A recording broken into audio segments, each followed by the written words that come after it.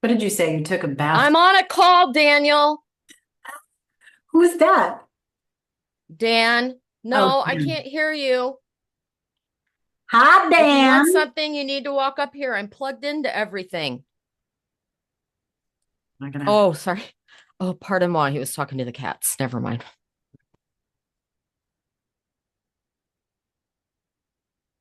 They're talking back. The cats are talking back. Well, in their own way. Hmm. So what's cooking? Well, we had a big snowstorm this week, so everybody forgets how to drive and the lake effect. So it just good reason to leave the office early. Cleaning, gutting, organizing, um, just getting rid of stuff. And it's amazing how much I do that. And then I still find stuff later that I'm like, what was I thinking? Like, I don't need tax returns from 20 years ago. So I bought a paper shredder today. I Oh, actually thought about all the deductions. Well, I have checks to write for certain donations that I'm sending, mhm. to every year. I usually do that. Get that done by 12/31. Yeah, just about 12/31, I'll cut that check and send it out. But yeah, so I thought about like all the things that I have to itemize. And um yeah, I thought about it. Well, good for you. I found an entire shoebox full of 16 years worth of check stubs. Mm, No lie. I when I sold my home, I did that. Like I Oh. cleaned everything out. It I actually came in handy in 2020 with all that filing and of unemployment stuff because I had to backtrack on all that, mm, but I don't need it anymore. that's good. So Yeah. you used it, it had a purpose, and Hmm. now it's over. That 10-pound shoebox. So yeah, paper shredding away. Oh my God. I saw something today. Somebody's still using Hotmail. I do. I mean, I don't like it. And the only reason why I've kept it is because if I lose it, then you lose that name, and I don't Yeah, want but to lose are that you name. using it or is it just like you have some things going to it and I try to put certain like subscription things that I really value in one email, personal email account. It's not my work one. Some people do that. And then on my Hotmail one is kind of yes, I do use it for personal but serious stuff because I don't know why. It's awful. you Yeah. know, all right, I had an AOL account and at some point I got rid of the AOL account and I don't even Oh. remember what my AOL account was. Like, but I'll tell you if someone said, "Do you remember this AOL account?" Hmm. It would jog my memory and I would remember it, right? Like Uh-huh. versus or like the same thing is true about like my old telephone numbers or my old addresses that I used to live at when I was a kid or as a young adult. Like I used to live on Bauman Place years and years ago. I forget the number, but it was Bauman Place. It was the only apartment building Uh-huh. in Brooklyn, on Bauman Place. Um, but if Is some, that like an apartment building complex? yeah, it's actually like an old school, um, I would say like World War II, like walk up. Force. Whoa. Yeah, yeah, it was crazy. That's interesting you brought that up. Ask me later about something I saw that leads into some New York history that kind of is like, oh, you don't think about it till you see this. Oh, you Oh, want me to say it now? yeah, do it. Well, I watched the gangs in New York. Like it took me all week because How you doing? I just kind of watched it in little spurts, Yeah. sitting in the bathtub or walking on the treadmill. And it was a very good movie. And of course, Leonardo DiCaprio, is it Carmen Diaz? But uh, Daniel Day-Lewis, of course, is, right. And I got curious about it because it was about the 5 Point gangs in New York. And then I got really, and it was it Martin Scorsese? I think he researched fact and history about this for a long time before he made the movie, which is based on a book. So it has a lot of like one of the reasons why the movie was so revealed because is because he did such a good job of making it really historically accurate, even though it's based upon a story and these characters. It really was something that happened, these riots in Five Point. And so I had to do a little digging about it. And I just found it really interesting to see how it played into, I mean, this is like pre Civil War, going into the Civil War, and how this Five Points area where all the Italian and Irish immigrants went to, and there was a number of gangs, but they had these riots and they had to level, the military said we have to level cities. So it literally, I think, is part of what now is Manhattan, which is ironic because it was a cesspool of disease you know, and we all know, upper Manhattan, it just, I thought it was really interesting speaking New York. So now I'm like, wonder because they leveled it pretty good, but I think there's maybe a couple buildings still standing from, the early 1800s, but okay, maybe not. Dawn knows. So I'll tell you, I did read the book. There is a book that's called The Gangs of New York, and it Mhm. is the historical account of the gangs of New York. No, I'll take that back. There are a couple of churches that the The missions, foundation yeah. Hmm. of the church itself and the plot of Hmm. land that it's on is consistent with the historical context, but um, I think a lot has changed. So there is, I'll give you another contextual thing. There's a organization called The Onion in New York, and they literally have walking tours of New York City. And they do, well, so when next time we go to New York, that you and I are there together, let's do it Yeah. together. And they Oh, I was walk hoping you'd you. say that. Yeah, Mhm. so here's the 4 points. The 4 point, like the top of the point is, Mhm. you know where the federal building is, and then the courthouses are across the street. Yeah. Hmm. Hmm. So at the actual United States Attorney's Office, Hmm. that's a new building. I think it's called the Ronald Reagan Building. That's the tip of the 5 points. So it's literally Ooh. comes Yeah, down triangle. and Hmm. then it comes down like a square. It's like a triangle on Hmm. top of a square, and Hmm. that's Hmm. the 5 points, right? Yeah. And so the bottom of the square is technically Canal Street. And it was literally a Okay. canal, and Right. it was one of the main dividers between the slums and the upper class, right? Right. And like Right. moving up. So like all the rich people, yes, up like going up towards the upper east side was like the prestigious, and it still is, area of Hmm. Manhattan. Um, I would also say like a lot of those churches and stuff, what the way it was told to me historically was Hmm. that at the time of the movie that you saw, you had Hmm. like the Irish that were on the top floor getting their Hmm. sermons, and then Hmm. like the Italians were starting to come in next, and they would Hmm. be on the bottom floor. And then Hmm. Italians were on top floor. A lot of the Irish had moved out of the neighborhood, and then the Chinese were on the bottom floor. And now if you go there, it's very heavily Chinese. And Right. a lot of other Asian groups are Oh, moving. yeah, that's right. That's one part I read that it's actually a great part of that turned into what we know today as Chinatown.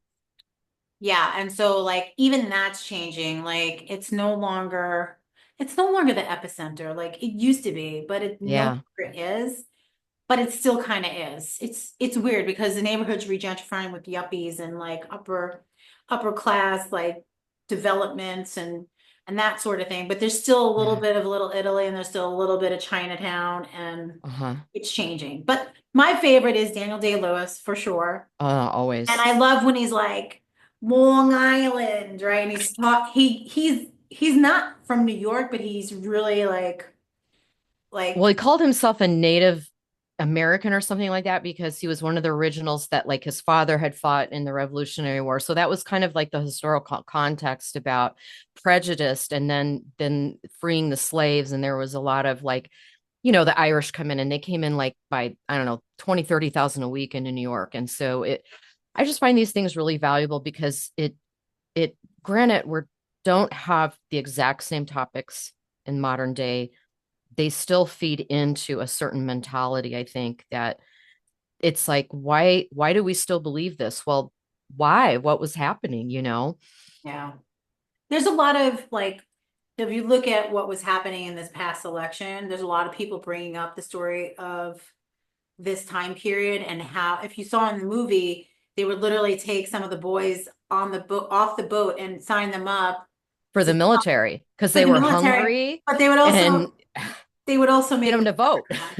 and you're going to vote, right? And so Yeah. Tammany Hall in and of itself was a big part of like New York City history. And there was so Hmm. much truth to, I think Scorsese nailed it because if you look at the history of Tammany Hall and how corrupt it was, Right, right. it's pretty damn accurate. Obviously, he couldn't articulate it all, but and then that the fire departments were all separated. You know, New Hmm. York City basically took all those departments and put them all into one, what we now know as FDNY. The same was Really? true for the police department. There was different police departments. Mm, And eventually, even like up until the 80s, where they had the police department that was down in the trains and the subway, they pulled uh-huh. them in and made it all one NYPD. So it's interesting because it's very similar to like countries. You think about India, where I am, Hmm. or where Hmm. my heritage is, Italy. Hmm. You have all these different provinces that were broken up, like this balkanization of things. And Sure, then sure. in order to unite it and make it, everyone come together, they had to pull it all together and put it under the same umbrella. And it's kind of an example of like how they destroyed that area.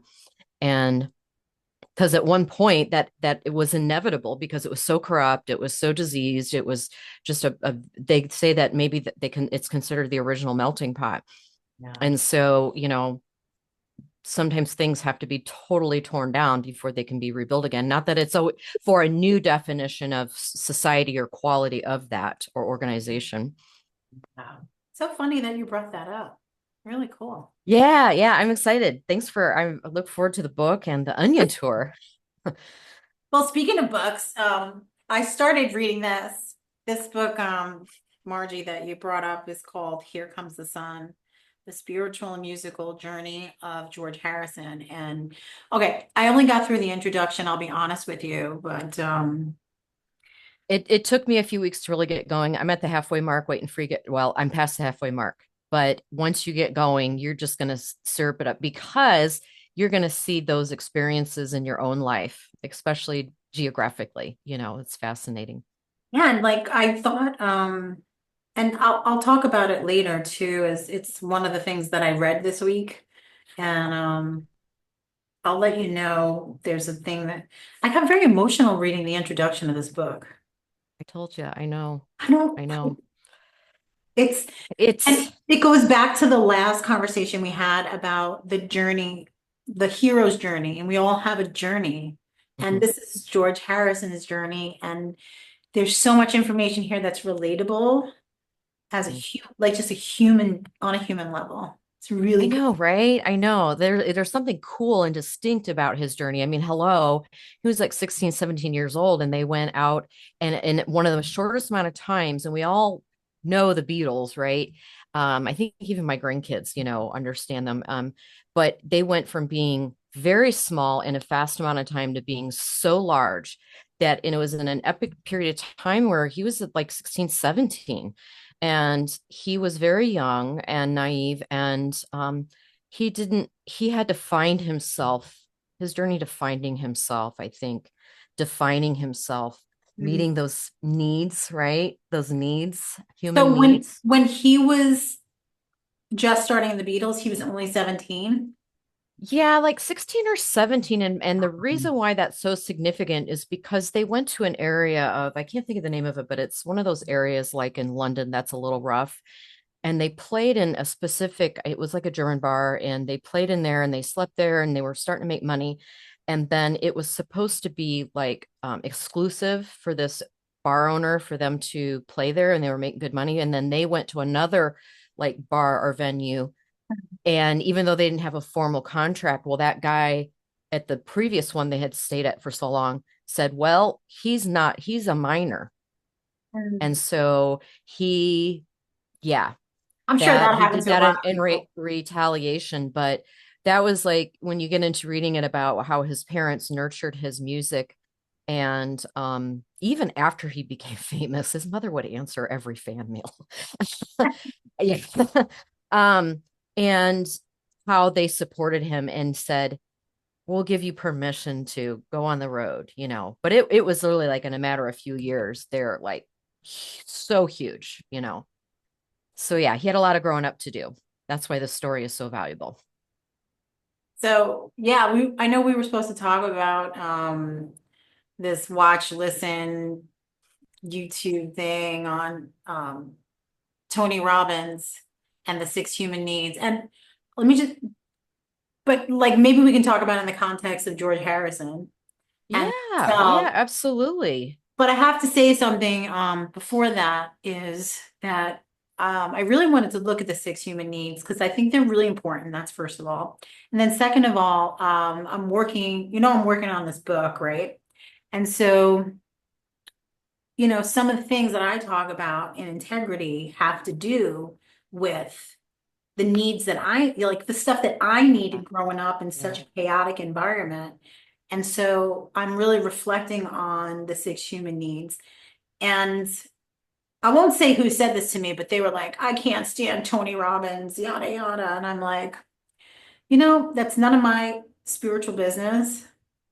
Like you can't stand him, and I don't know if Tony Robbins came up with these six human needs or six human needs he calls Yeah, it. and as we know, all these spiritual gurus, if you want to call them, they all kind of overlap. And I take it. I love it. I Yeah. love it.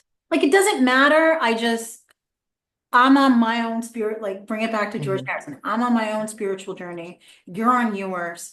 And whatever it is that, I'm just hopeful that like us having this conversation that it could help other people to assess, where they're dominating in their needs and that, we all have these six human needs and that some of us dominate in certain need areas, and maybe we need to just look at that because maybe having a balance of all of them is important, or I don't know. Yeah, What are your I thoughts mean, about there's nothing wrong with having some of these human needs. You know, he listed the first four as basic needs. it? And, you know, I took a workshop, I think it was So earlier what this are year. they? What are they? You want to talk Oh, about? the first one is certainty. So that's a first human need, which is like you want to be sure you don't like surprises.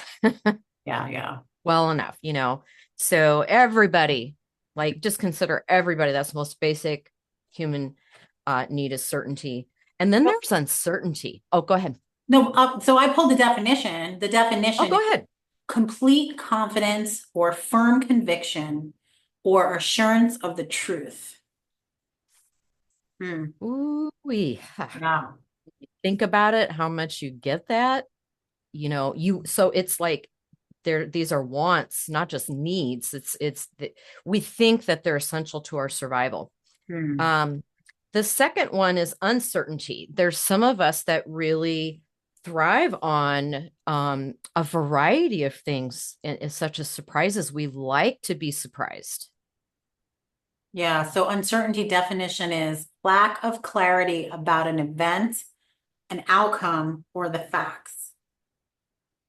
which to me is fun. I don't like it, but as my experiences are when you say, would you like to do this? And I say yes, next thing you know, it's booked. And you know, driving up a mountain, you know, in Park City, and me hanging on you just like or whatever. Sometimes I just have to jump into it because I know the end result is. So I have to say, I like a little bit of uncertainty because it can Mm. be fun, right? Yeah. The third one is a need to be unique, to be seen as unique or special or feel Mhm. significant. Mhm. Definition for significance is importance or meaning of something, how impactful it is in a given context. Mm, I noticed too when Tony was talking about it, he was talking about it as like sometimes it's negative and sometimes it's positive, and he used like this analogy of someone like with a gun that hmm and violence, and that can make someone significant. But then like people that Right. buy you stuff or buy Mhm. people things that they try to by giving, they try to be significant. Giving. Right. Right. Yeah. Yeah. And yeah, I mean, I think all of these for these first four ones that are the basic human needs, um, they're all human needs, but these first four, I think that they're neither good or bad. I think it's just an opportunity to be aware of something. And the Yeah. fourth one is a need that we have as humans is connection. So Mm. we can avoid it or we can seek it. Yeah. Is that a Baronism too? Like love and connection? I don't remember. Anyway. I mean, it must be because like you've had me listen to these videos by him before, and I'm so glad. Like you should probably ask me to do it once a year, and it was pivotal and timely. And so I feel like a lot of these I just resonate so much, and I'm already like going, all right, what can I flip right now? What can I identify? What can I be aware of? And what can I start to get to work on? Mm. Because these are burning on me right now.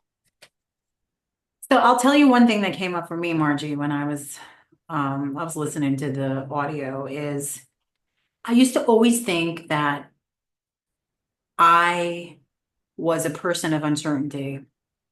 And what I mean by that is like I always thought, oh, I love uncertainty. Uncertainty must be one of my jams. Like it must be one of the things that I um am very strong and dominant in terms of the six human needs. But then I really looked at it today and I was like, wait a minute. Here's what I discovered today. I discovered that it's not uncertain. I thrive in uncertainty, but it's not uncertainty that I necessarily am craving. I'm actually craving certainty. And let me Mm-hmm. explain this. I think s- coming from a background where like childhood was uncertain, a lot of safety and security was not there. I think what I did is I learned how to thrive in the uncertainty to get it to be safe and certain. Does that make sense? Mm-hmm. Mm-hmm. And Yeah. I, so I think I thrive in uncertainty because I know how to navigate through the things. But then listening to this really deeply, I noticed I'm not really enjoying uncertainty.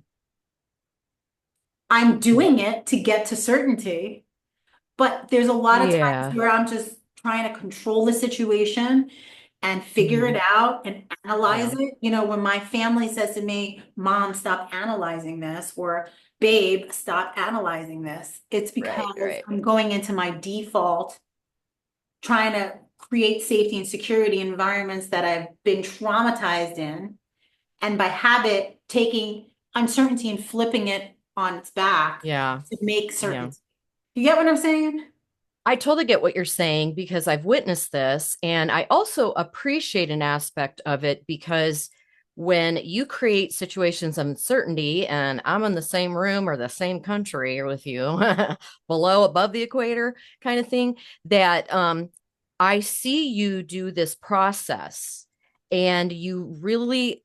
I admire it because I learn from you. Like you really know how to use the apps, the tools, like get this friggin' taxi here and on time and I love that because I need that. I need to move from more uncertainty into certainty because I tend to shut down. And so there's a time and place for these things. So this again, these are not all good and they're not all bad. There's just certain times to be using these things and acknowledging, I think, and being aware of um how what state you are in, where your ego is, maybe where you're operating from at certain times, because sometimes it's not a matter of it being uncertain or certain. You just go do the thing and have a blast, go have fun. Sometimes I'm just not having fun though. I'm just going through the motions.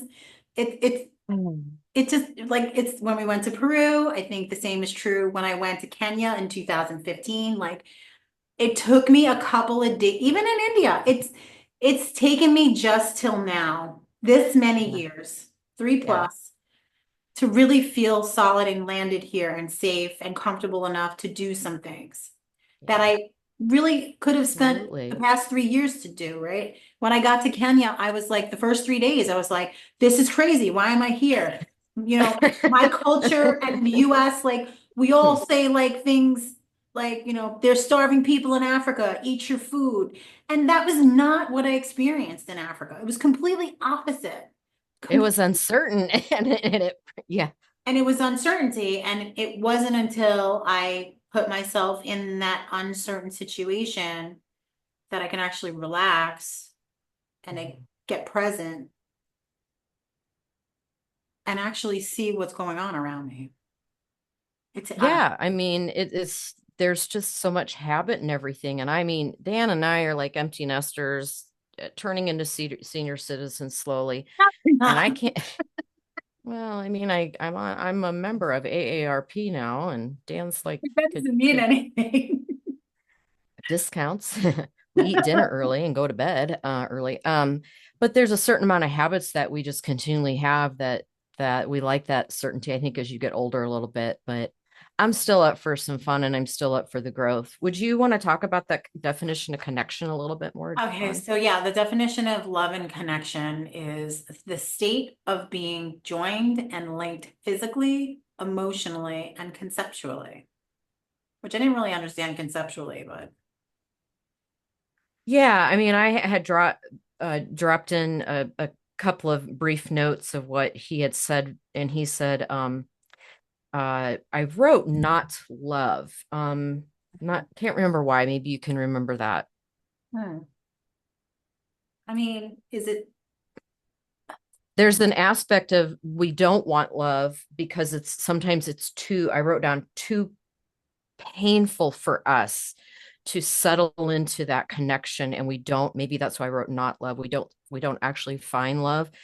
Um, well, I think there's a difference between connection and love, right? Like and I know people that fall like deep, deep, deep, and they love people. Like I'm just thinking like Mother Teresa. Like let's go to that extreme. Like Mother mhm, Teresa, just in my opinion, she just unconditionally loved all these children and people that were not typically loved by society. And she mhm, really had a mhm, deep love and understanding of God, and mhm, that she was the vehicle to love those people that were not mhm. being loved. Like Yeah. to me, that's a hard place for most people to get to, but connection is easier. Like connection is, we go to a seminar and we get to connect with Mhm. all these people, or we go to work and we connect with them in this ecosystem. Yeah. And We we're all being showing up vulnerable. We try to get to all these basic needs um in an honest way, in a vulnerable way. And that creates, this connection. Yeah, but love, like real love, like Margie, like I I had this vision this week while I was getting some body work done, and I just had the vision of my mom holding me, and that's love, like in her bed with my dad by her side holding me, like that deep Mhm. love, and then me Yeah. having that vision of me holding my son, and that Hmm. moment I met him, that deep love. Yeah. Like Sure.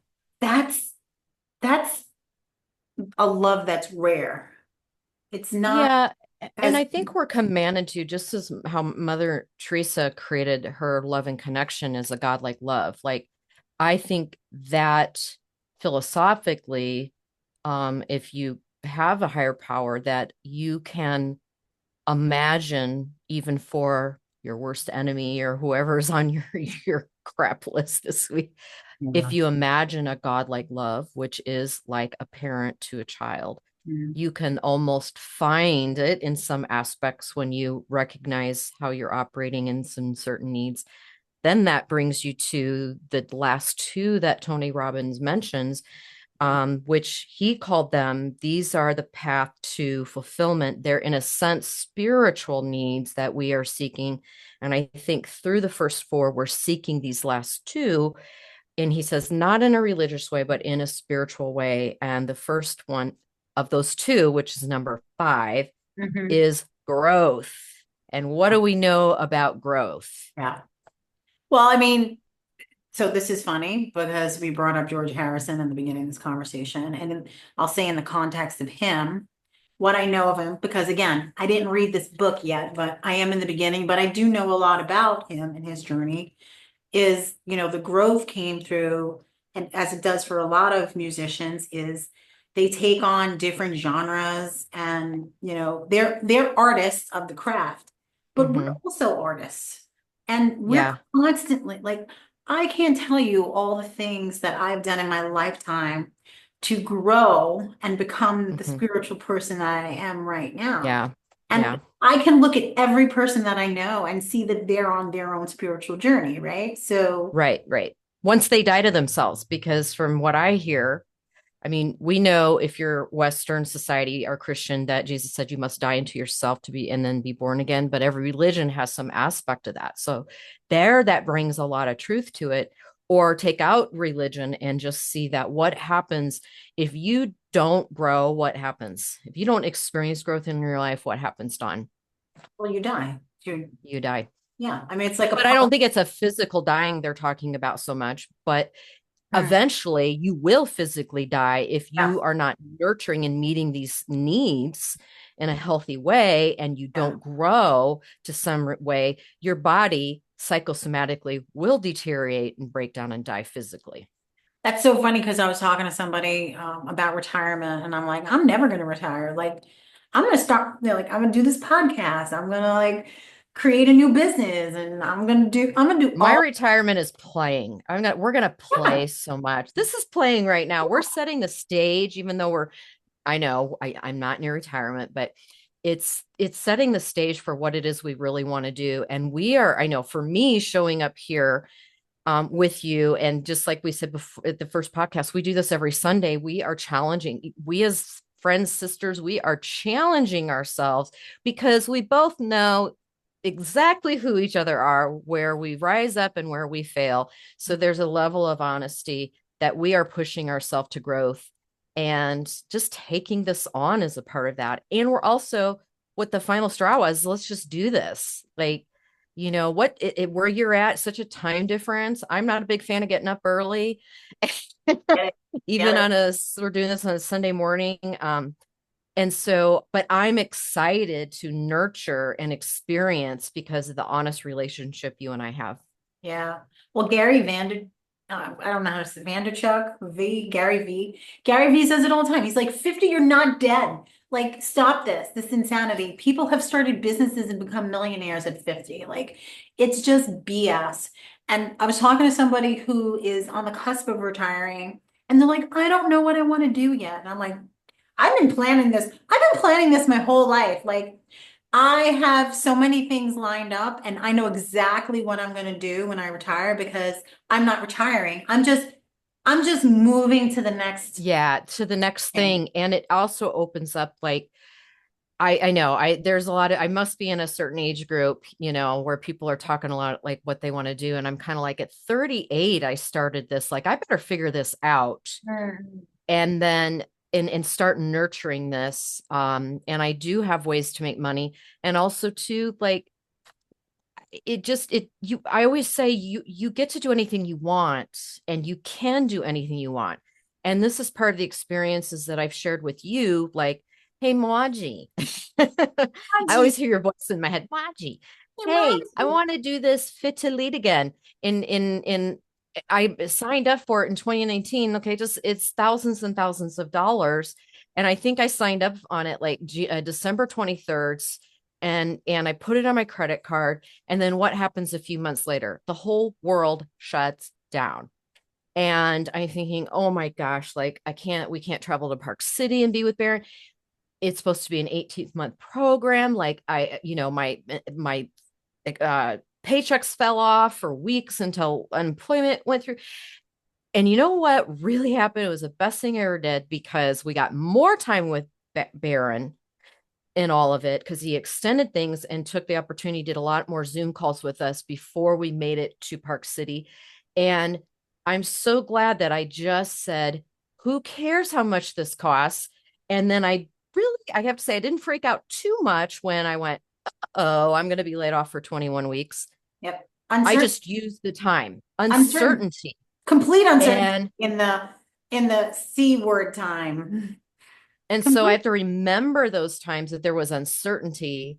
And as a result of that, there's been abundance. We had fun. We had 4 trips until 2022 to Park City with Barron. And the last trip, you and I drove from Park City down through the ridge of the Grand Canyon into Sedona, and Yeah. then stayed there at some amazing people's Airbnb and hiked in the mountain. I mean, like, seriously, this is what we were doing in the pandemic, you know. Yeah. I got to put that Airbnb in the The Casa Remudas, I think that's what it yeah, was. It was, I'm gonna put it uh, in the text of the bottom of the YouTube link because I miss these people so much. We got to I go back and agree. see them. Like the first couple days, we're like, what Kool-Aid are you all drinking? And then we're like, yeah, that was some good Kool-Aid. Like I think we were Is that really? brainwashed. And Now I mean, everybody's they were, talking about aliens, so come on. I know, they were so flipping weird. And here's the thing is I love weird people. Why? Because most of the time, like flipping weird people, they don't lie and they are so loving and they are true connection. Yeah. So let's go to the last one, the contribution part. Yeah. So like that's funny. Like we just talked about love, sorry, growth, and then growth is like George Harrison did that, right? He did that movement of his musical and spiritual journey, but then I feel like his contribution, and a lot of people don't know this, and like he like helped so many Oh, people globally. Like, oh, I mean, I didn't even get to it all yet, but I know what he's done here in like this part of the world in India and Bangladesh. Um, and I don't know, like the other thing I came up with in my looking today and my looking in myself is that contribution is the act of giving to influence an outcome in a situation or to help people develop or a situation to develop.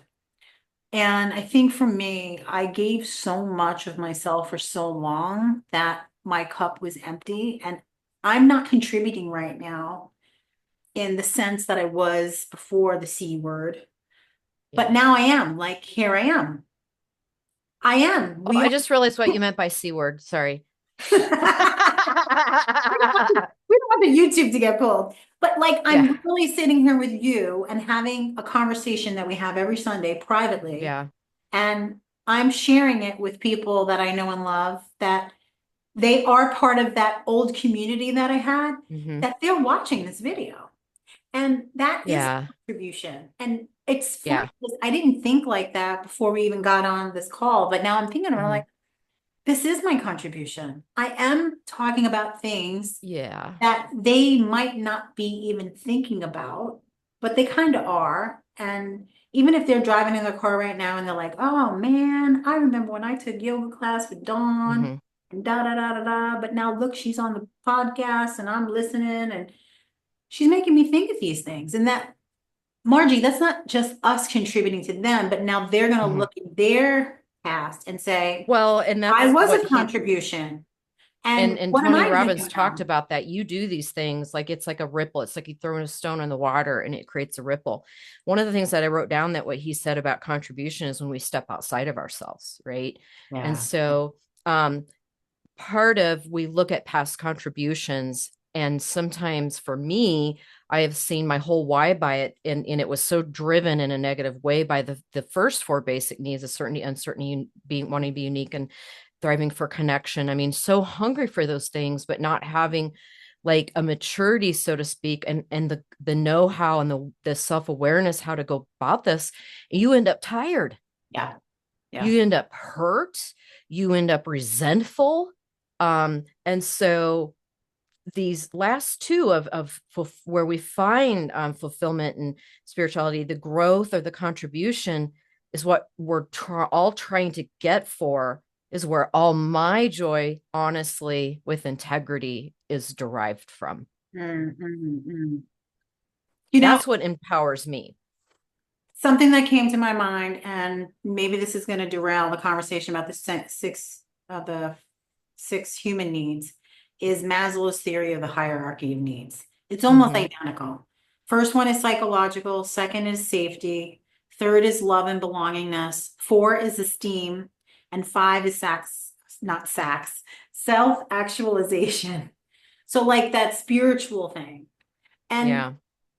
I mean, it's pretty similar and I think it's just every humans think the same way. We just organize the information differently and it doesn't like these six human needs may not be your cup of tea, so to speak. There might be another way that you want to interpret the thing, but it's not, it's just take it for what it is. Like we all have these things that we are going through. And however you shape it to make it digestible for you, Mhm. then you're going to do it. Yeah, and I mean it's also helpful to me, and I think I brought up a little bit ago about a workshop I took earlier this year, and it was about human needs and listening with empathy from that. And so it wasn't so much about, I mean, yes, I'm speaking and I'm acting out in certain ways. I'm trying to meet these needs, but also to be more empathetic. I just sometimes like I don't even like saying that. It's just but that's my thing of uncertainty, right? Um, is that what are other people doing through their actions and their words? What are their human needs they're trying to be met?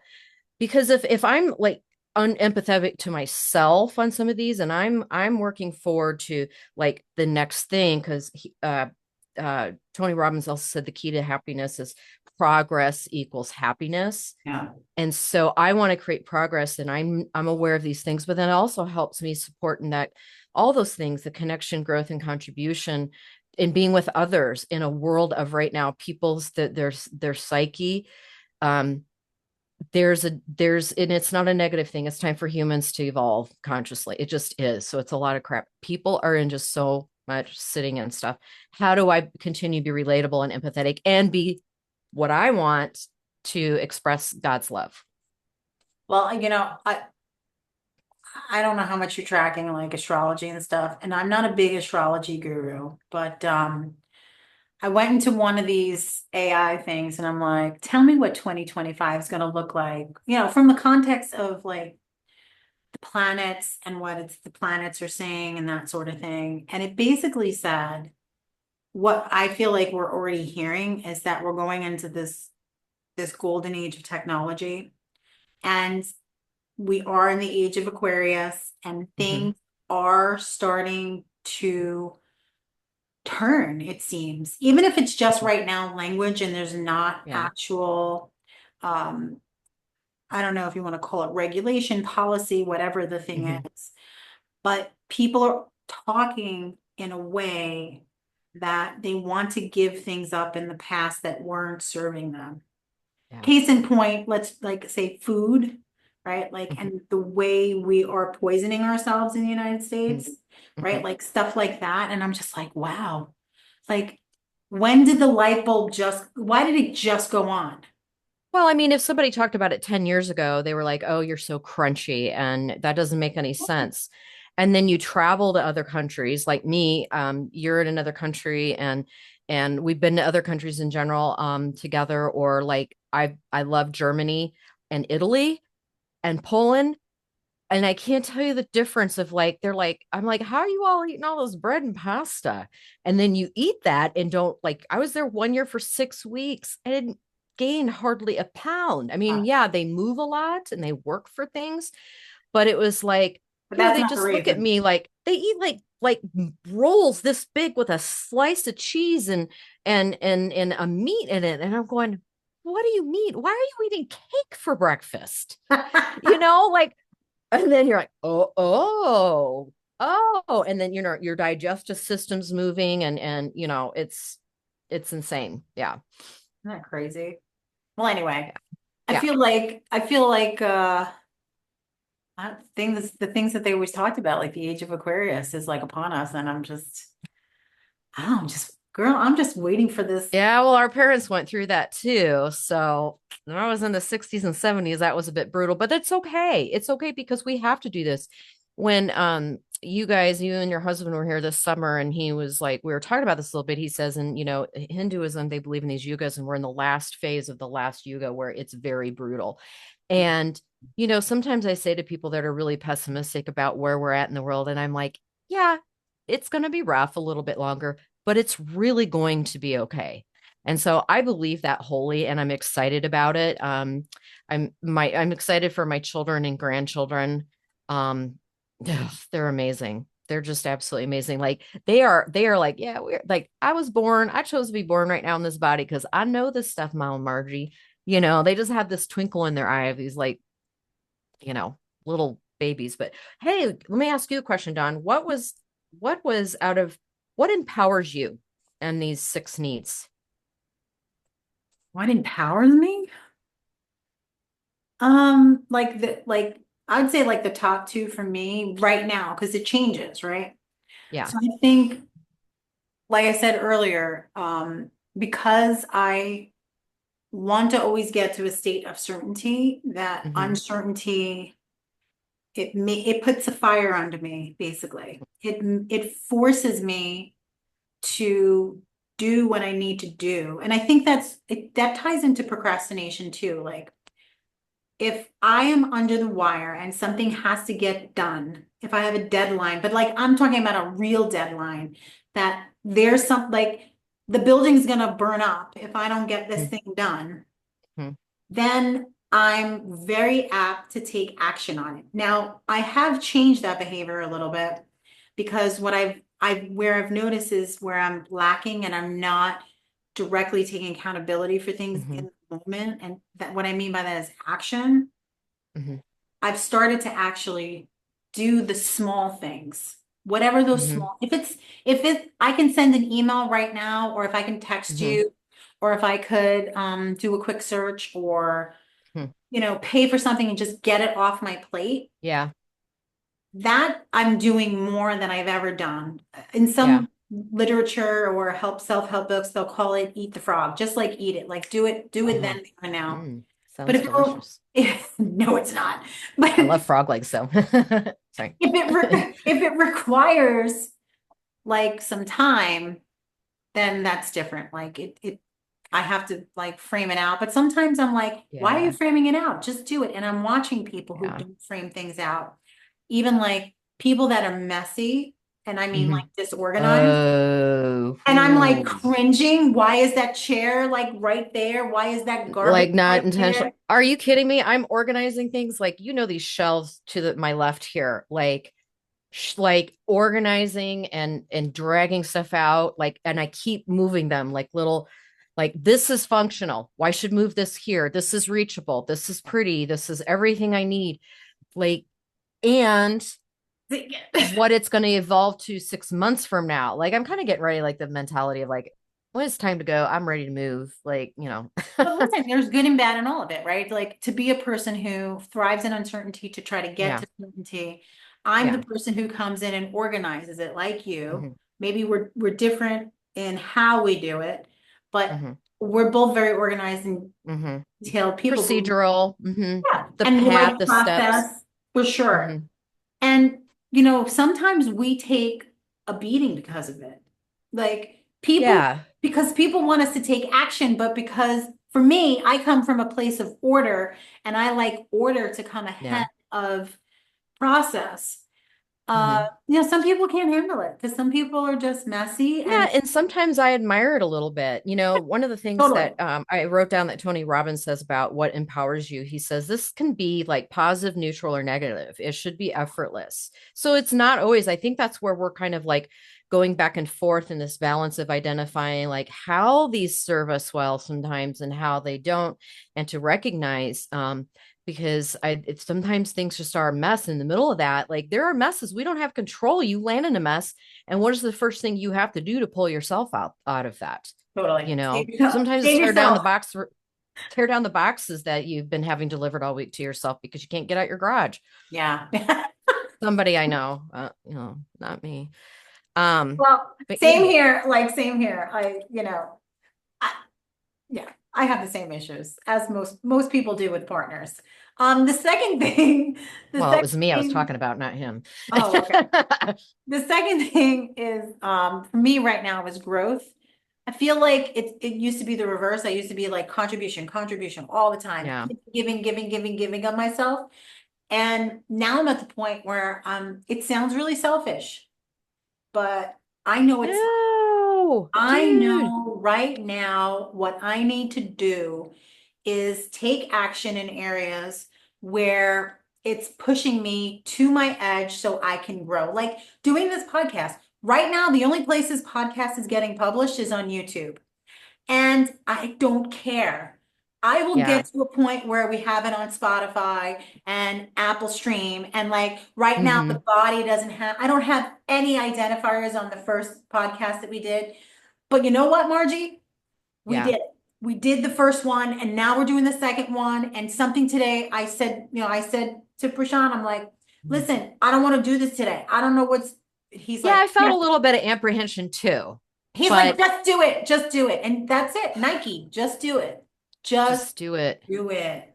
Well, when you said something about who you're like maybe it's a little bit selfish, but I can't pull up but in Baron Baptiste's book, 40 Okay. Days, which we're going to talk about more, the Law for Commit to Growth, and I can't find it because this is a brand new book. My other one, I have everything written and highlighted in, and it's 10 years old.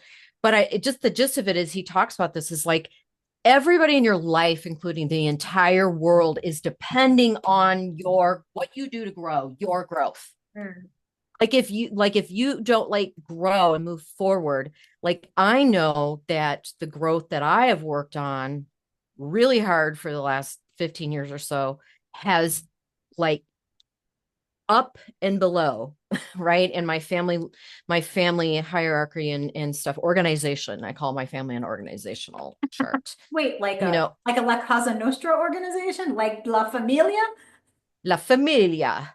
Yes, I have seen how what I do, I mean, it doesn't have to be profound in a way, but the things that I have done to move forward, right, to continually work at stop doing stupid things, to continue to create, and I'm using Tony Robbins' words too. He says you'll lose momentum if you don't create the next thing, right? Mhm. That it's deeply impacted where everybody, my parents, siblings, um, and not saying like it's because of what I did. I'm not saying that. I'm saying the difference is how I show up now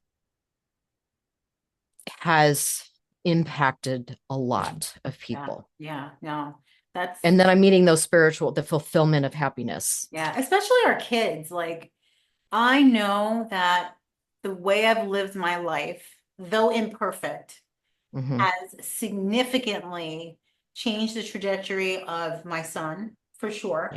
But then I know, like, and you've had these experiences, as everybody listening has probably had these experiences, where you had somebody come back to you and say, you know what, you did this and it changed my life. Hmm. And it put me on a course of whatever, like, Or just allowing me exposure to this person who's changed my life for the better. Like, think of who your circle is and how that's changed and how that's been impactful. yeah, Like those people that have come into my life because of me always creating momentum. Not always, we have moments we don't. Sometimes you got to sit in it a bit and then you see the contrast. But yeah, I am grateful for the people, and some of them really challenged me, yeah. right? I can say, and we can all do that. It takes time to go, oh, that person, that is not what I was expecting and wanted. But I can appreciate it now. So that's an interesting point too, because there are some people like that are around me right now. I'm just thinking of this one conversation I had this week, and the person doesn't see it the way I see it. What I mean by that is I see a clear pathway for them to be successful. Mhm. And that is because I'm a different person. I have a different set of experiences. I have that different history with my family of where I've had Mhm. to do whatever I had to do to get out of it. And maybe they don't have all those things. And, part of me, and I'm sure other people too, want to pull that person out and like save them. Can't see, Mm, can't see hmm you. You have to save hmm yourself. And then I read this first part of the preface of the George hmm Harrison book. Yeah. He's talking about, and this is where like Hinduism, I think Hinduism, there's something to be said about Hinduism, and I'm not a practicing Hindu, but I do study it from time to Yeah, time. likewise. Likewise. And I go to temples and stuff, and I used to read the stories, but he says, like, their belief is that the soul lives on after leaving its physical body. Hmm And that idea of reincarnation, of that the soul is just passing through. And maybe this journey is not so short. Like it's not just this 90, 100 years that you're in the body. Yeah. The spirit is in the body. So who am I to Yeah. say like, hey, you should be ready to do this thing right now? Like maybe that spirit just got started. Like I don't know. And maybe Right. I'm at the Right. end. I don't know. We got that hand. That reminds me, Let me I know how saw to hear. something the other day on Instagram, and now I hope I like loved it or marked as like so I can send it to you. But this woman is like, and it, I just have a curiosity about this stuff. I don't have like a firm belief, but somebody was asking her the question about, do you believe that our souls uh, are chosen to be we choose when to be put in certain bodies, and she's like, absolutely yes, like we're spiritual beings and we made a point to like we want to go have a human experience, and live in this body. Yeah. We made the Like choice. that's funny, like this body, what you talking about, You're sure? and choose the parents that we do, like when you really create, like get serious about your path and what do you want to do, and your sources of fulfillment of happiness, it starts to make a stinking lot of sense why you're here right now. Yeah. Yeah. Yeah. It's so I'll pivot a little bit here. Because I know we talk about like what we saw this week, what we read, all this stuff, and maybe like a new thing that we discovered. Like, but I'll tell you what I'm doing new. And it's more like the product of the week is Mm. I'm getting Invisalign, right? So Oh, good for you. Yeah, Sarah did that. My daughter Sarah did that. yeah, Yeah. so like, but I'm super nervous. And like if you could see, like I have like a gap now between my front teeth. Okay, first of all, don't have them close that gap. I have the gap and I used to hate it. Now I love the gap. No, I need to do it. So let me explain what's going on with my body. So this goes back to like, are you sure you picked this body? I picked this body, but like I had the most perfect teeth my whole life. But from like grinding and years of wear Yeah. and tear, what's Oh, happening is I don't have as much as an overlap. This yeah. back jaw has to go Yeah. back. And Yeah. so I'm grinding and I'm literally, my front teeth are starting to fold out. I'm So, glad you're finally getting orthodontic treatment. I grew up with a mother who worked in dental and orthodontic, and that most of the time when you see adults at our age, the reason why they're doing it isn't so much for cosmetic, but the physical part of things. Yeah. so I'm super It, scared, but I just like, look, let's do this. I know people that have gotten Invisalign. It's a really great product. mhm. I'm not endorsing it to anybody who's listening right here. I know it's good for me because Yeah. I had this TMJ experience for so hmm long Yeah. that my jaw is super painful. Yeah. And a lot of it gets cleared up with meditation and not working so Yeah. hard. But Sure. this back jaw, So like important. my teeth have to get pulled back, and then this Mhm. all has to come together. And So important. It's going to change so, everything. And I've heard you snore. Um, sorry. is that what's happening? Like because of my It's your, physical mhm. Yeah. construction, I'm snoring. hmm hmm Oh, hmm I'm a big A snorer, but lot of it is. It really, if you get it set right, you'll be less of a mouth breather. But yeah, sorry. You know me. And Martha, who like raised and all that. Like I would literally get out of kindergarten and go to the dentist's office she worked in and play there and wow. stuff. So, but yeah, I'd totally be doing that. I mean, at some point, I'll probably get a little bit, and I've always had very, very healthy teeth and straight. I get a little bit of crowding down here. So I'm not going to go for the Invisalign. I would probably just get some clear braces if needed to kind of pull these out a little bit more. But yeah.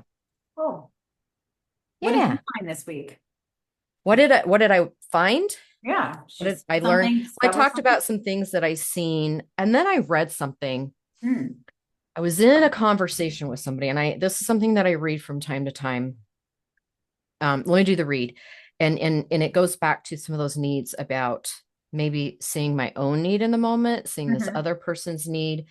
And it was really around like just a lot of uncertainty and and kind of like financially and stuff. And so I said, let me pull up the Beatitudes, right? I love the Beatitudes, like hands down, the best thing Jesus ever said. Like it's all you need. And Better than the so Ten Commandments. Well, the Ten Commandments are good, but the Beatitudes are better. Why don't yeah, you and read Jesus all of came to abolish the law. Yeah. Yeah, but I mean, it's like he was so freaking essential. And them? so just essentially the Beatitudes, I know you got two screens. Like do you have the ability to pull up like just a few first lines maybe, or maybe I might have it pulled up here So right yeah, away. let me pull up the Beatitudes. Oh, it's great. I love it. I Let's love to have remind fun. myself when I get caught up in the world of in lack or competition or thinking I need to buy more things or, you know, So the Beatitudes, huh? because these speak to all of our needs and the last two are like the about how we find fulfillment and happiness. Mm, let's visit the page. I'm gonna share my screen.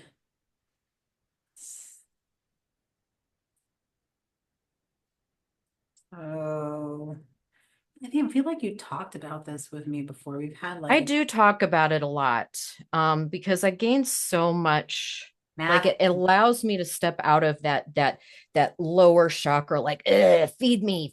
I need like I want certainty. I want this, Mm, and then I get into looking at. I'll just say the first few, like blessed are the poor in spirit, for theirs is the kingdom of heaven. mm, I believe I'm living in the kingdom of heaven right now. Blessed are they that mourn, for they shall be comforted. Blessed are the meek, for they shall inherit the earth.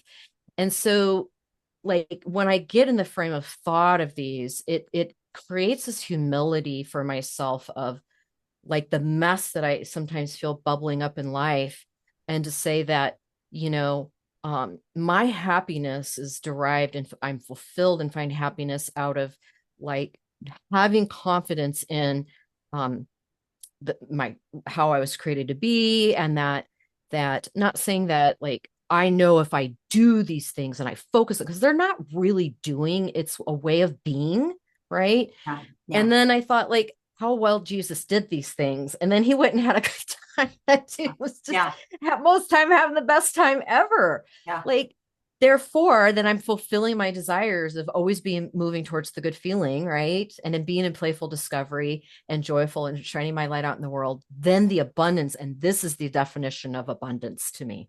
yeah. Wow. Margie, like when I'm reading through these as you're talking, and two things that come up for me is just gratitude, right? Like being grateful is one of the ways to get out of the mental funk of fear or blame or shame or all those things. All you have to do Absolutely. is come back, Uncertainty. yeah, uncertainty, come back to gratitude and like look around you because there's suffering in the world. And if you could just be grateful for like what you have, not in comparison to anybody else, but just Yeah. be grateful. Like there's people here in India that are just grateful to get a meal. Like there's it's Yeah. so simple in some, Yeah. and that's true anywhere in the world. Like even in the United States, some people are just like so happy, oh, you bought me a cup of coffee. That is so nice of you. Like I feel like that. And then second, I'm looking at these last two and oh my, I'm just blown Mhm. away because blessed are the peacemakers. Like and this goes back to what I said earlier, we are going into the age of Aquarius, in my opinion. This is going to be like a new time period. And you're seeing it already where people are like, like they've had enough with the fighting. People are tired of fighting and they want peace. And there will be people who contradict this ideology, this philosophy that we want peace. But those are being persecuted for, for the righteousness, right? Like for the people who are Mhm. just want things to be not necessarily the way things were, but good. Because we Yeah. all have the potential to earn, we all have the potential to live good, decent lives. Yeah. There is bad in the world. That's not going to go away, but like Mhm. I just feel like these are really relevant right now. Thank you so much for like bringing Yeah, it to the for forefront. sure. I I'm gonna mean, hang this up in my apartment. and I think too, like blessed are the peacemakers, for they shall be called the children of God. And that is us, right? And Yeah. then also, then we obtain the other ones. Like they all kind of circle and bend. You can almost put these in a circle that if you um if you are blessed for this, then know that this is fulfilled and you are comforted, and it just kind of cycles around too. But it ultimately it comes back through the kingdom of heaven is here, right? That's it. And we are children of God. And that just gives me so much confidence and humility. Um, and it'd be interesting to talk to somebody who might be atheist as to see how something like this could still be a valuable part, because I think even an atheist might have to, I'm always fascinated by these things, how your existence here still funnels throughout across the world in some manner, Yeah. you know, philosophically. So yeah, keep looking at those. And then I can, if you want to, I can jump into something really quick that I learned Go for as it. For and a sure. lot of it is just this accumulation, everything we're talking about that I love the work that we do when we put upon ourselves. And something that I learned this week, and it was an observation of me. And I have some things that I do a visceral response. It is very derived from trauma. It is very derived from my need to be, and this is where I'm really identifying with, like being visceral. It's kind of like a like it's like through my words and actions, you see this physical response to something. Like sometimes we call it trigger, but and I create a response verbally out of like uncertainty, my need for connection, and my need for wanting to be validated or be considered unique. And so I've been identifying it and noticing it, my own visceralness. And then I got kind of like a look in that mirror the other day. Somebody else had said something that I can see it like, oh, is that what visceral looks like, looking the other way? And I literally went, this is how I felt. I mean, no judgment other than like I get it, because we're talking about human needs, what we do to get our needs met. And it's sometimes it just is like, bleh, right? And this person had a visceral response. And I remember feeling so uncomfortable by this person's visceral response.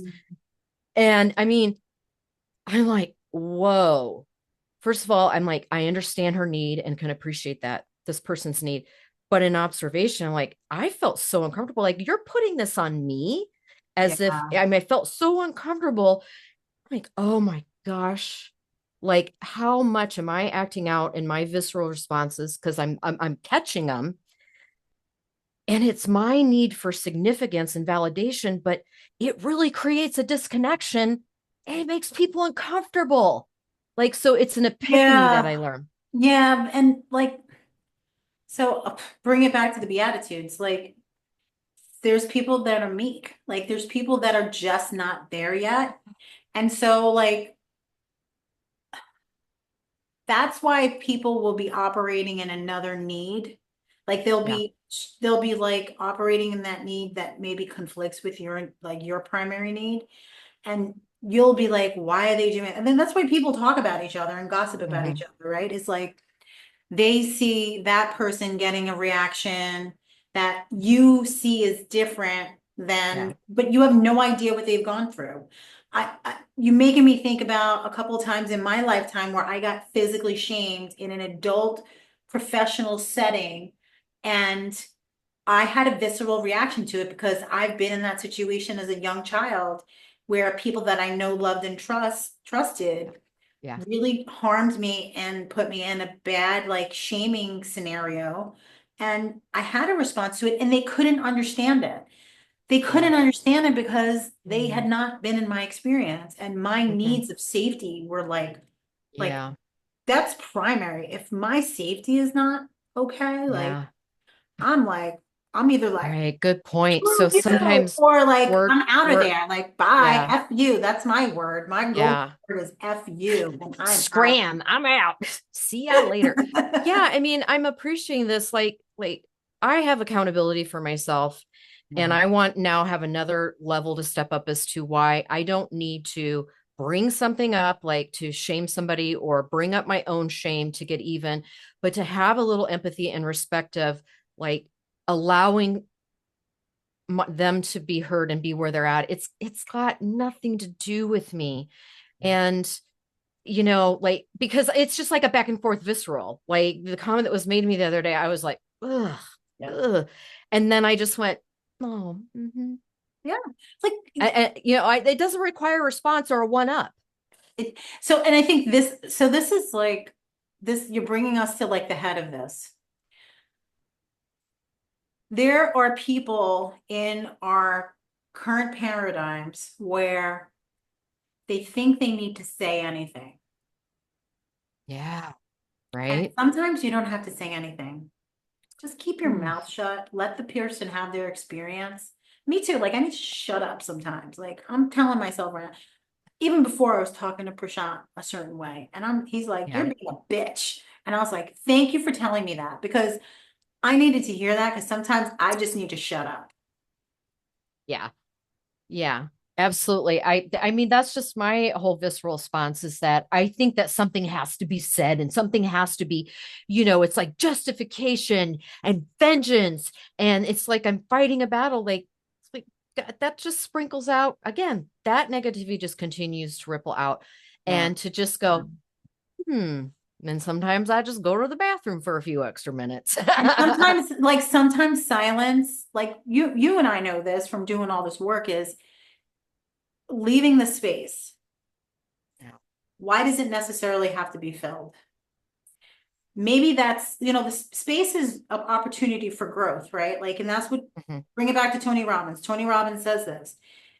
He says, when you grow, you have things to give. But why Yeah. do you don't have to give it right away. You don't have to fill the space right away. Just Yeah. just be right there. Like be for the person, So true. hold the I space mean, for it's almost them. magical when you they call it holding the space for people where you're just present, like we're Tadasana or whatever, like, how you and I, you can see it in the video, we're empathetic, listening to each other and taking everything in, and our minds are churning and being in the experience for one another. And I also think that it goes back to the needs. It's like a miracle if you can just leave the space alone. It leaves so much space, like not saying anything or acting out in any way, positively or negatively. Like you just have to allow people to have their experiences. And there's a miracle that often happens, and you come back and you're like, oh, this person's never going to get it, or I'm never going to get it. Put some space in there. When there's not a miracle? There's not a miracle when people fill the space with gossip. Like when that person walks out of the room and everyone starts talking about them.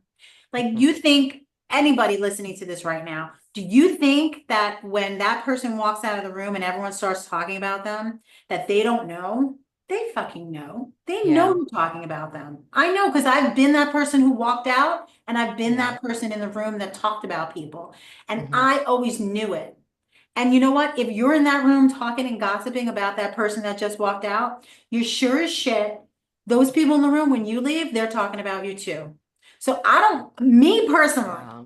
I don't Yeah. want to I don't want to be in a Yeah. community of people contributing to people, helping them Hmm. grow where Hmm. they're a bunch of gossips and they're gonna turn on me the Yeah. way they turned on that person. Yeah. I want the people in that room to hold space for me and say, you know what? I know you're having a bad day. Don't You worry. know, that's important because I can fall into certain areas of gossip, and that's trying to meet some of my own needs that I'm falling into right now, some uncertainty and wanting connection, uniqueness, and I'm trying to control that. And it'll come, it'll happen. Mhm. And so, but it's a good reminder, Dawn, because I literally I'm waiting for my annual like assessment, and they ask us to do a self-assessment, and one of the things, so I said I'm for something and ask for something, and it's going to be a contradiction to that if I don't hold the space and not create gossip, um and follow my visceral feelings that sometimes just go right. Is I asked that I want honest feedback in the moment. I don't want to hear oh, it's fine. You're doing fine. Because it's not honest. Like, tell me what's not working and what I need to do. Like, stop Yeah. it because Some people can't do that though.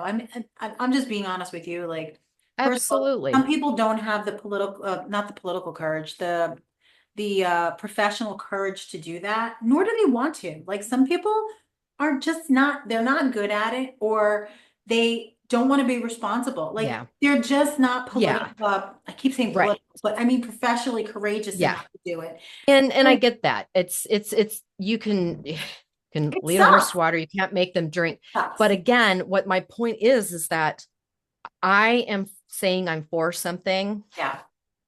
That's Yeah. integrity, right? We just had Yeah. this latest out in this whole conversation, and I went, oh crap. I got to hold myself up to an even higher level of integrity Yeah. because I set out there my intention, my own path to growth, fulfillment, happiness, and contribution. So This it's goes back to next. this goes back to Baron Baptiste Ugh, when he mm, says, be the chessboard. You know, you could be the king on the board, you could be the queen, you could be the rook, whatever. But if you're the mhm. board and you're stepping outside of yourself and you're calling yourself out on your shit, it's a lot different than having to wait for somebody else to do that for you. And I think that's where personal leadership and integrity is like I think that's where we all ought to be. I don't think we're all necessarily there all the time. And I think, Oh Margie, no. you and me, like, I think we have it within us, the level of work that we've done. And I think anybody listening to this podcast, if Yeah. you discipline yourself enough, you can actually call yourself out on your shit and be outside the chessboard and see where you are Yeah. not doing your part And in. it all stems from your strongest desire, right? It's your vision. I mean, you have to get real about that first to hold yourself accountable. Is what do you really want to have happen in life? Yeah. Right? Yeah. We know this. I mean, Like, I want to write this book, but have I finished the last three chapters? Fucking no. I'm the one oh, being lazy, procrastinating, making excuses, doing other you things. are? Yes. You are? Oh, I just thought maybe you were waiting for something to happen. And maybe it's timing too, but Sure. like, listen, at the end of the day, like, you can't beat yourself up about it. You can't beat yourself up if you're not getting the feedback you want or need. And you like, it goes back to Dorothy, the red ruby slippers. Home has always been with You you. could have always said you go home to Kansas, back to Kansas. Just click your heels. Thanks a lot, man. You should have told me. Oh, you were trying to. Oh, I Oh, wasn't paying attention. yeah, exactly. Yeah, good. All the So we have other some heels. work to do. We just Yeah. created more work for ourselves. Absolutely. So, um, I'm gonna I, share I, something with you if you don't mind. okay. I'm gonna share No, I something don't. I found, and I just look, all this talk about, like, going to Mars, and like we need to make more babies and all the other stuff that's going on. I thought We this was do. really, I mean, do you More want to? baby. I don't know. Like, I don't want another baby My kids are necessarily. doing good enough job of that. What? So, where is my share the screen? I want to share with you one thing that I found, and it's really cool. It's called a nanobot. Have you ever seen this before? Yes. Oh, germs, amoebas. No. So, this nanobot apparently is helping push those lazy sperm into the egg to to fertilize the eggs. Like, look at this little bastard. He's like grabbing the tail of the sperm. He like clicks into it, and then he Oh pushes the my sperm. God. Look at him. Look at him go. He's like, get in there, and he just shoves him into the egg. And he's like, get to Unreal. work, buddy. And there's like, if you look at this one egg, there's like four sperm They're in it. like torpedoing the Yeah. thing. He's Oh like, my God. so this kind of technology, I mean, look, I don't know why, people are having a hard time to have babies. Like, there's so many reasons potentially as to why, but this technology changes the game. If you can have a little Mhm, nanobot go in and push your sperm into the right place, mhm. what else can? Well, remember when we were little in the 70s, they had that TV show, The $600 Million Man and the Mhm. Bionic Woman. Yeah. Like, I think it's hilarious now that like that was such a fantasy thing. I never thought in my lifetime that would ever happen. And yet I have artificial parts in my body already. you Yeah. know, family members who have implanted defibrillators and things that like have this one family member, had a heart attack, died. It Yeah. shocked his heart. He came back to life, Yeah. because it was implanted. When you just think about this, like I know it was like 10 years ago, I was talking with this man who was like in his 90s and his grandson who was like 16, best of buddies. This guy was like a World War II veteran, and we were talking about like technology. Like this man was born in the 20s or earlier, and to think like into the early 2000s, like what he has seen in his life. Because I was saying, this could happen someday because of technology and our ability for our consciousness to evolve if we tap into that, Yeah. Yeah. that we will be able to imagine instead of like having a phone in our hand, like say something crazy, like I'm just going to go like this. There's Yeah. nothing in my hand, right? Or we can teleport. And the boy, the 16-year-old's grandson and the 90-some-year-old grandfather were just like, that's insane. And I looked at him, I go, 70 years ago, even, could you have imagined having a device like Nope. this? And I'm thinking about the And here Matrix. we are putting robots on Yeah, like sperm. but but Matrix, like in the Matrix, they literally inserted like a thing to track Neo, right? And like my cat has a chip now, so when we have to bring the cats back to the United States, that the airport can, it's like having one of those tags on your, Yeah, yeah. My cats have the chips, and my dog had one before, and that people would. Frank, he had one, and I had to go pick him up at the police station twice. So they would have to go to the police station so that they could read him or take him to the vet. yeah, Now they have a device where they just capture a stray animal, scan it. yep.